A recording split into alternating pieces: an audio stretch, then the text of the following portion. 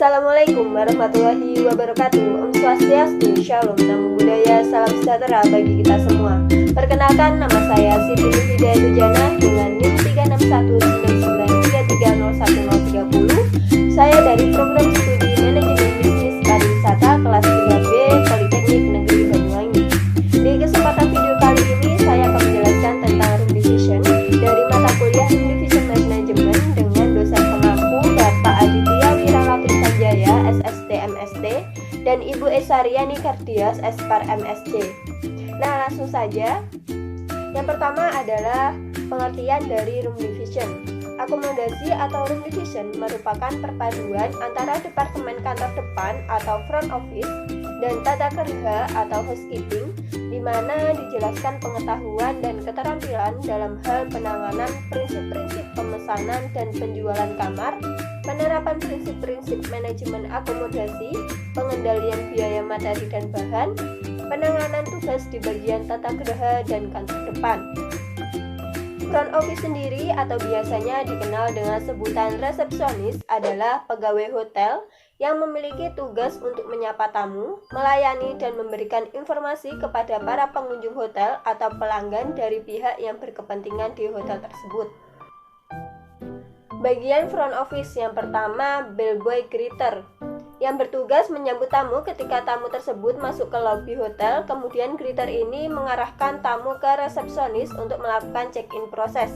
Yang kedua, front desk attendant atau resepsionis, yang bertugas melayani proses check-in dan check-out tamu serta menerima pembayaran, adalah tugas utama dari seorang resepsionis. Selain itu juga mereka akan menjadi pusat informasi dari sebuah hotel. Yang ketiga, bill driver, yang bertugas mengantar dan menjemput tamu hotel ke tempat tujuan dan menjemput tamu dari bandara atau stasiun sesuai dengan reservasi yang dilakukannya. Yang keempat, guest relation officer, yang bertugas melayani tamu VIP dan tamu VVIP hotel mulai dari check-in hingga tamu VIP tersebut masuk ke dalam kamarnya serta memenuhi kebutuhan tamu VIP tersebut selama berada di hotel. Yang kelima, telepon operator, yang bertugas menerima dan menjawab telepon hotel yang berasal dari tamu yang ingin melakukan reservasi lewat telepon. Tidak hanya telepon dari tamu saja, melainkan dari semua telepon masuk. Kemudian seorang call center akan menghubungkan telepon masuk tersebut ke departemen yang akan dituju. Setiap malam, tugas call center ini adalah merangkum semua aktivitas dan biaya telepon yang masuk dan keluar, serta melakukan wake up call kepada tamu-tamu yang telah memesan. Yang keenam, front office admin, yang bertugas mencakup kegiatan pengadministrasian dokumen hingga permintaan barang ke gudang. Seorang admin di FO biasanya merangkap menjadi FDA sesuai kebutuhan dan wewenangan dari FO manager. Yang ketujuh, night audit, yang bertugas memeriksa dan memverifikasi transaksi seharian di hotel sebelum melakukan closing di hari itu. Selanjutnya, struktur organisasi front office. Bisa dilihat ada front office manager, ada front office sekretaris, asisten front office manager, dan lain sebagainya. Selanjutnya adalah housekeeping. Menurut Dimyati, housekeeping adalah bagian yang bertugas memelihara kebersihan, kerapihan, dan kelengkapan kamar-kamar tamu, restoran, bar, dan tempat-tempat umum dalam hotel, termasuk tempat untuk karyawan, kecuali tempat yang menjadi tanggung jawab standar, misalnya kitchen area.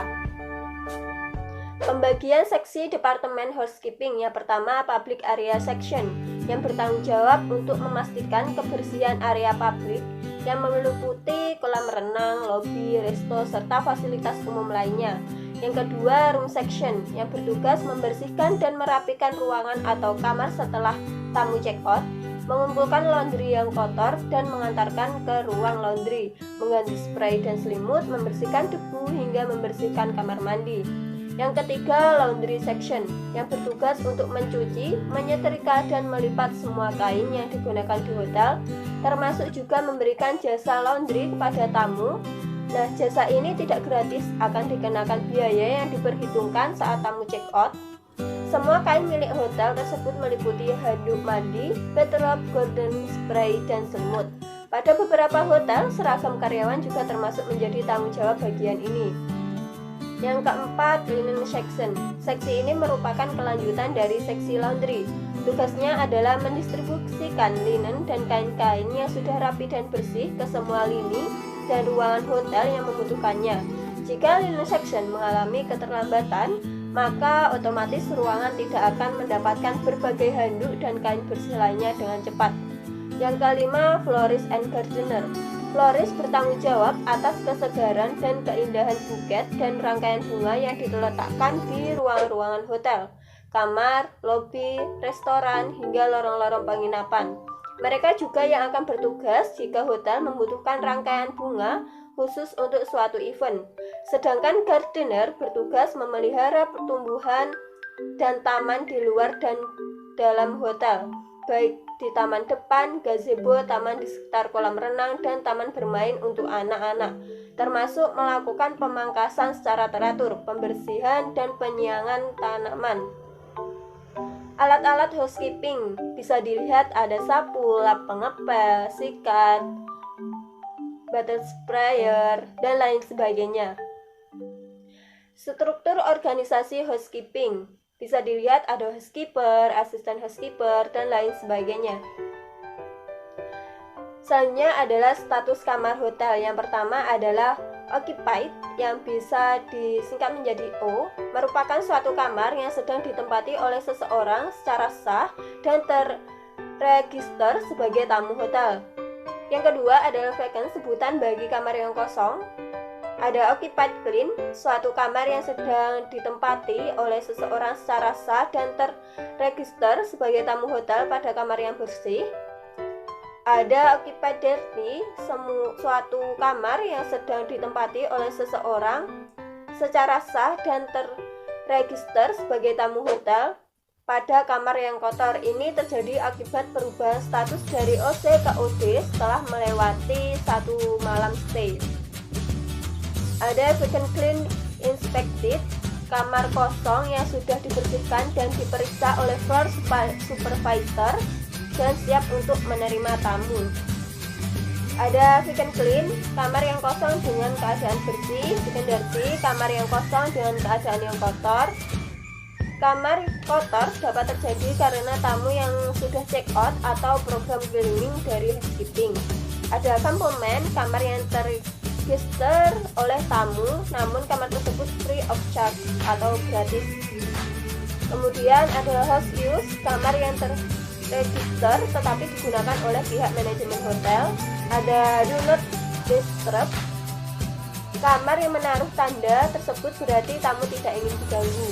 Ada sleep out, seorang tamu yang masih terregister namun kamar tidak dipergunakan karena tamu tersebut harus meninggalkan hotel beberapa hari atau tamu sedang tidur di luar area hotel. Ada skipper, tamu meninggalkan hotel sebelum melunasi semua kewajibannya. Ada out of service, status kamar yang sedang dalam perbaikan. Ada out of order, kamar yang memerlukan perbaikan yang serius. Biasanya lama perbaikan lebih dari 1 hari. Nah, status ini dapat terjadi karena kerusakan di kamar atau program cleaning dari housekeeping. Out of order mengurangi room availability. Kemudian do out, daftar kamar-kamar yang diharapkan untuk check out hari ini sesuai dengan tanggal departure. Selanjutnya ada expected arrival, daftar nama-nama tamu yang diharapkan tiba hari ini. Selanjutnya check out, tamu yang sudah meninggalkan hotel hari ini setelah melunasi semua kewajibannya termasuk menyerahkan kunci yang dipakai ke front office. Ada late check out, permintaan tamu untuk meninggalkan hotel lebih lambat dari waktu check out yang ditentukan.